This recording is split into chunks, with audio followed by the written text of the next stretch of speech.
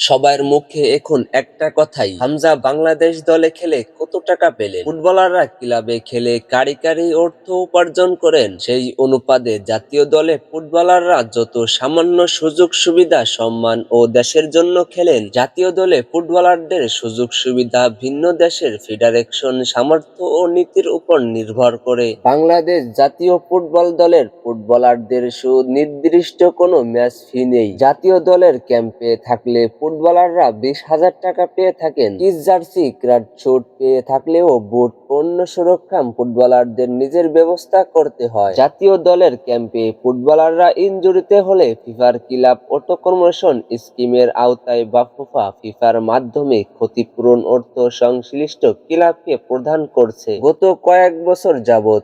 এছাড়া আর তেমন কোনো সাম্মানিক বা বিশেষ কোনো সুযোগ সুবিধা বাফুফা প্রদান করে